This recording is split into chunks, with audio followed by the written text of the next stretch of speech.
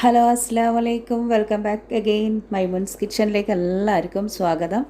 അപ്പം ഇന്ന് ഞാൻ മജ്ബൂസ് റെസിപ്പി ആയിട്ടാണ് വന്നിട്ടുള്ളത്. ഇതിനു മുമ്പ് ഞാൻ ചെമ്മീൻ മജ്ബൂസ് കാണിച്ചിട്ടുണ്ടായിരുന്നു. അപ്പോൾ ഇന്ന് ഞാൻ ചിക്കൻ മജ്ബൂസ് ആണ് കാണിക്കുന്നത്. സിമ്പിൾ റെസിപ്പിയാണ്. നമ്മുടെ ബിരിയാണീൻ്റെ ഒരുപാട് കാര്യങ്ങളൊന്നും ഇതിലില്ല. ഭയങ്കര ഈസിയുമാണ് ഉണ്ടാക്കാൻ, അടിപൊളി ടേസ്റ്റുമാണ്.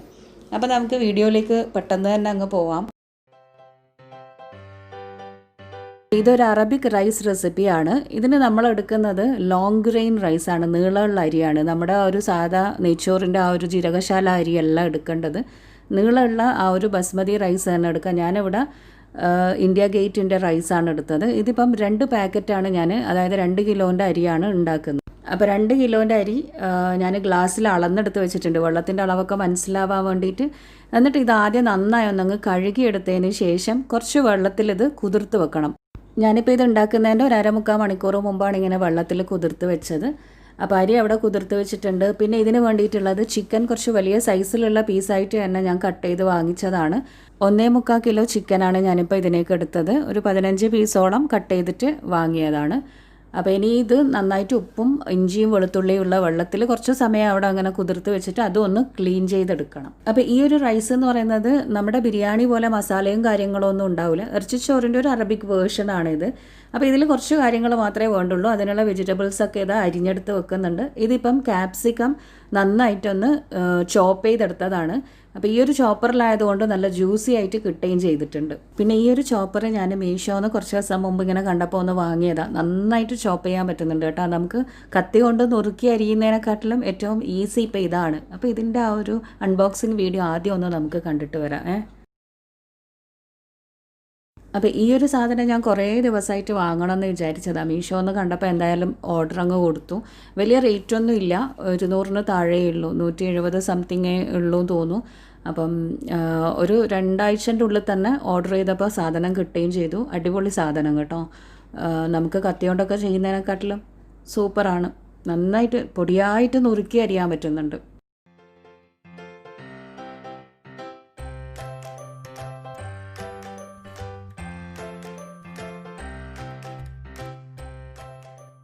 അപ്പോൾ ഇതാണ് ചോപ്പർ. എനിക്ക് ഒന്ന് മറ്റുള്ളിടത്തുനിന്നെക്കാട്ടിലും കുറച്ചും കൂടെ റേറ്റ് കുറഞ്ഞിട്ടാണ് എനിക്ക് ഇതിൽ കിട്ടിയത്, മീഷോന്ന് കിട്ടിയത്. അപ്പോൾ ഇതിൻ്റെ ഫങ്ഷൻസ് എങ്ങനെയാണെന്ന് വെച്ചാൽ മൂടി ഇങ്ങനെ തിരിച്ച് തുറക്കണം. പിന്നെ ഒരു 3 ബ്ലേഡുള്ള ചോപ്പറാണ്. 3 ബ്ലേഡ് നല്ല മൂർച്ചയുള്ള ബ്ലേഡ് ആയതുകൊണ്ട് തന്നെ നന്നായിട്ട് ഇത് വെജിറ്റബിൾസ് ഒക്കെ കട്ട് ചെയ്യാനും പറ്റും. പിന്നെ ഈ ഒരു ബ്ലേഡ് ഫിക്സ് ചെയ്ത് വെക്കണം, എന്നാലേ നമുക്കിത് ചോപ്പ് ചെയ്യാനൊക്കെ പറ്റുള്ളൂ. പിന്നെ വെജിറ്റബിൾസ് ഒരു 3/4 ഭാഗത്തോളം തന്നെ നമ്മൾ കട്ട് ചെയ്തിട്ട് വെച്ച് കൊടുക്കണം.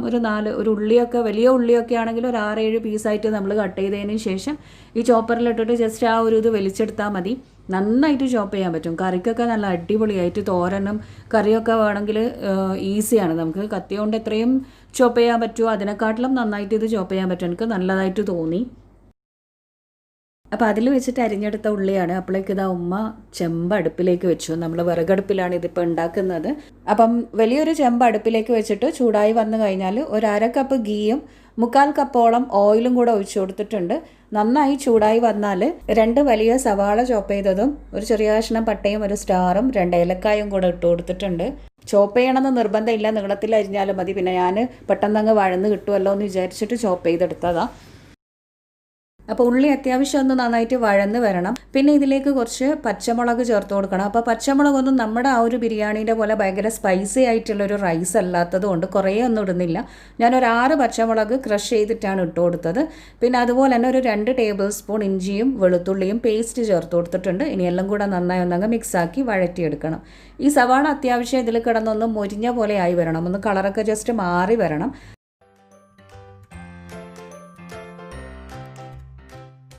ഞാനിപ്പോൾ ഇതിലേക്ക് 2 ബേ ലീഫ് ഇട്ട് കൊടുക്കുന്നുണ്ട്. എല്ലാം കൂടെ ഇട്ട് നന്നായി ഒന്നങ്ങ് മിക്സാക്കി എടുക്കാം. സവാള ഇപ്പോൾ അത്യാവശ്യം ഒന്ന് കളറൊക്കെ മാറി നല്ലൊരു മണമൊക്കെ വരുന്നുണ്ട്. ഇനിയിപ്പോൾ ഇതിലേക്ക് ചോപ്പ് ചെയ്തിട്ടുള്ള തക്കാളിയാണ് ഞാൻ ചേർത്ത് കൊടുക്കുന്നത്. ഒരു 5ഓളം മീഡിയം വലിപ്പത്തിലുള്ള തക്കാളി ഞാൻ ചോപ്പ് ചെയ്തിട്ട് ചേർത്ത് കൊടുക്കുന്നുണ്ട്. ചോപ്പ് ചെയ്യുമ്പോൾ ആ ഒരു ജ്യൂസോട് കൂടിയിട്ടാണ് വരുന്നത്.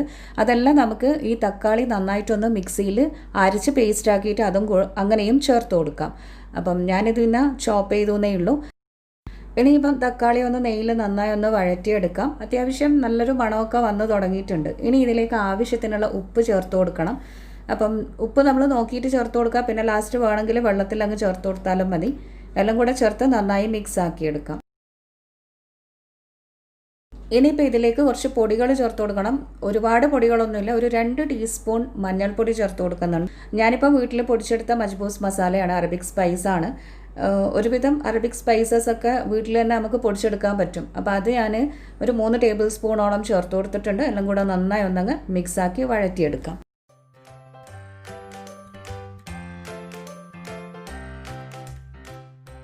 പൊടികളൊക്കെ ചേർത്തിട്ട് നന്നായി ഒന്നങ്ങ് മിക്സാക്കി എടുക്കണം.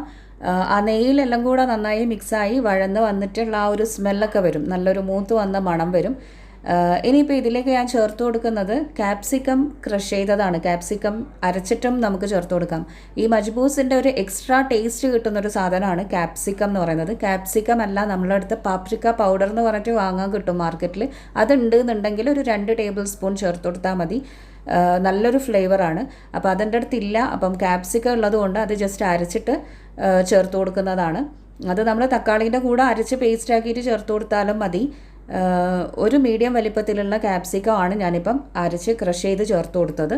ഇനി നന്നായി മിക്സാക്കിയതിന് ശേഷം ഇതിലേക്ക് കഴുകി ക്ലീൻ ചെയ്ത് വെച്ചിട്ടുള്ള ചിക്കൻ അങ്ങ് ചേർത്ത് കൊടുക്കാം. എന്നിട്ട് ഈ ഒരു മസാലയിൽ ഇനി ചിക്കൻ നന്നായി ഒന്നങ്ങ് മിക്സാക്കി എടുക്കണം.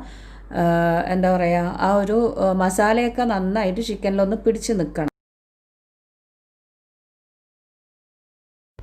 ചിക്കനൊക്കെ നന്നായി മിക്സാക്കിയതിന് ശേഷം ഞാനിപ്പോൾ ഒന്ന് അടച്ച് വെക്കുന്നുണ്ട്. എന്തിനാണെന്ന് വെച്ചാൽ ആ ചിക്കനിലുള്ള വെള്ളമൊക്കെ ഒന്ന് ഇറങ്ങി ആ ഫ്ലേവറൊക്കെ ഒന്ന് പുറത്ത് വരട്ടെ. അതിന് ശേഷം പിന്നെ വെള്ളം ഒഴിച്ചിട്ട് വേവിച്ചെടുത്താൽ മതി. അപ്പോൾ ആദ്യം ഒരു 5 മിനിറ്റ് ചിക്കൻ ഒന്ന് നന്നായിട്ട് ആ ഒരു മസാലയിൽ നന്നായി ഒന്നങ്ങ് വെള്ളമൊക്കെ ഇറങ്ങി വരട്ടെ, ഒന്ന് പിടിച്ച് വരട്ടെ. ചിക്കൻ ഇപ്പം വെന്തിട്ടൊന്നുമില്ല, പക്ഷേ നല്ലൊരു ഫ്ലേവറൊക്കെ വന്ന് തുടങ്ങിയിട്ടുണ്ട്. 5-8 മിനിറ്റ് മാത്രമേ ഞാനിങ്ങനെ ചിക്കൻ അടച്ചിട്ട് വെച്ചിട്ടുള്ളൂ. ഇനിയിപ്പോൾ എന്താ ചെയ്യേണ്ടതെന്ന് വെച്ചാൽ ഇതിലേക്ക് നമുക്ക് അളന്ന് വെച്ചിട്ടുള്ള വെള്ളം ചേർത്തു. അപ്പോൾ ഇതിലേക്ക് എനിക്ക് കാണിക്കാൻ വിട്ടുപോയ 1-2 കാര്യങ്ങൾ എന്താണെന്ന് വെച്ചാൽ 2 പച്ചമുളക് ഞാൻ അപ്പാടെ കീറാണ്ട് അങ്ങ് ഇട്ട് കൊടുത്തിട്ടുണ്ട്. പിന്നെ ഡ്രൈഡ് ലെമണും കൂടെ ഇട്ട് കൊടുത്തിട്ടുണ്ട്. 2 ഡ്രൈഡ് ലെമൺ ഇട്ടിട്ടുണ്ട്. ഇനിയിപ്പോൾ ഇതിലേക്ക് അളന്ന് വെച്ചിട്ട് വെള്ളം ചേർത്ത് കൊടുക്കണം. അപ്പം ഞാൻ ആ ഒരു 2 കിലോൻ്റെത് ഞാൻ ഈ ഒരു ഗ്ലാസ്സിൽ അളക്കുമ്പം 5 ഗ്ലാസ്സാണ് ഉണ്ടായത്. അപ്പം മാക്സിമം കുതിർത്ത് വെച്ച അരിയും കൂടി ആയതുകൊണ്ട് ഞാൻ 7 ഗ്ലാസ് വെള്ളം മാത്രമേ ചേർത്തിട്ടുള്ളൂ. പിന്നെ ഇതിലേക്ക് 1 ടേബിൾ സ്പൂൺ ടൊമാറ്റോ സോസും കൂടെ ചേർത്ത് നന്നായി മിക്സാക്കി എടുത്തിട്ടുണ്ട്. കുറച്ച് ഉപ്പിൻ്റെ ഒരു കുറവുണ്ട്, അതും കൂടെ ഇപ്പം അങ്ങ് ചേർത്ത് കൊടുക്കണം. ഒന്ന് മുന്നിട്ട് നിൽക്കണം ഉപ്പ് അരിയിൽ പിടിക്കാനായിട്ട്. അപ്പോൾ കുറച്ച് ഉപ്പും കൂടെ ചേർത്ത് കൊടുത്തിട്ട് അടച്ച് വെക്കാം. എന്നിട്ട് ഈ ചിക്കൻ ഒന്ന് വെന്ത് വരുന്നത് വരെ നമുക്ക് വെയിറ്റ് ചെയ്യാം.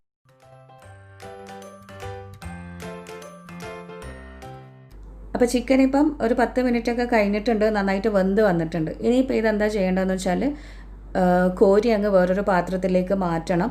ഈ ഒരു വെള്ളത്തിലാണ് ഇനി നമ്മൾ ചോറ് വേവിച്ചെടുക്കുന്നത്. ഇപ്പോൾ ഈ വെള്ളത്തിൽ ചിക്കൻ്റെ ആ ഒരു ഫ്ലേവറൊക്കെ നന്നായിട്ട് ഇറങ്ങിയിട്ടുണ്ട്. പിന്നെ എന്താ ശ്രദ്ധിക്കേണ്ടതെന്ന് പറഞ്ഞാൽ വലിയ പീസായിട്ടുള്ള ചിക്കൻ ആകുമ്പോൾ ജസ്റ്റ് അവിടെ ഒക്കെ ഒന്ന് കുത്തി കൊടുത്താൽ മതി, ഒന്ന് വരഞ്ഞു കൊടുത്താൽ മതി, മസാലയൊക്കെ ഉള്ളിൽ ഇറങ്ങാൻ വേണ്ടിയിട്ട്, ചിക്കൻ്റെ ഉള്ളിലേക്ക് ഇറങ്ങാൻ വേണ്ടിയിട്ട്. ഇനിയിപ്പം കഴുകി ഊറ്റി വെച്ചിട്ടുള്ള അരി അങ്ങ് ഇട്ട് കൊടുക്കുക. അപ്പോൾ അരി ഞാൻ 1 മണിക്കൂറായിട്ട് വെള്ളത്തിൽ കുതിർത്ത് വെച്ചതിന് ശേഷം പിന്നെ ഒന്ന് വെള്ളം വാലാനായിട്ട് ഇതേപോലെ അരിപ്പയിലേക്ക് ഇട്ട് വെച്ചതാണ്.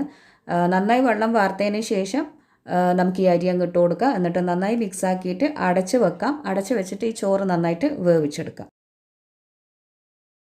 അപ്പോൾ ചോറ് അവിടെ വേവുന്ന സമയത്തേക്ക് ചിക്കൻ ഒന്ന് മൊരിച്ചെടുക്കണം. വെന്തതാണല്ലോ, എന്നാലും ഒന്ന് ജസ്റ്റ് കളറൊക്കെ വരാൻ വേണ്ടിയിട്ട്. അപ്പോൾ എന്താ ചെയ്യേണ്ടതെന്ന് വെച്ചാൽ നേരത്തെ ഞാനിട്ട ക്യാപ്സിക്കം ഉണ്ടല്ലോ, അതൊരു 3-4 ടീസ്പൂൺ ഞാൻ മാറ്റി വെച്ചിട്ടുണ്ടായിരുന്നു ചിക്കനിലൊന്ന് മാരിനേറ്റ് ചെയ്യാൻ വേണ്ടിയിട്ട്.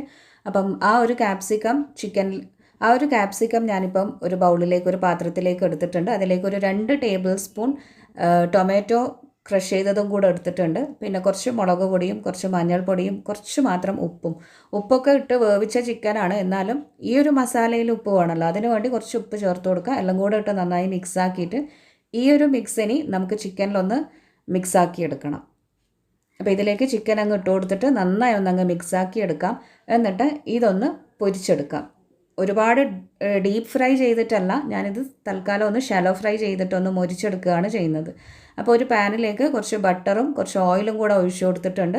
എന്നിട്ട് നന്നായി ചൂടായി വന്ന് മെൽറ്റായി വന്ന ബട്ടറിലേക്ക് ഈ മാരിനേറ്റ് ചെയ്തിട്ടുള്ള ആ ഒരു ചിക്കൻ പീസസ് ഇട്ട് ഒന്നങ്ങ് മൊരിച്ചെടുക്കുക. അപ്പോൾ ഇതിന് ബട്ടറിൻ്റെ ആ ഒരു ടേസ്റ്റ് വരുമ്പം അടിപൊളിയായിട്ടുള്ളൊരു ഫ്ലേവർ ആയിരിക്കും.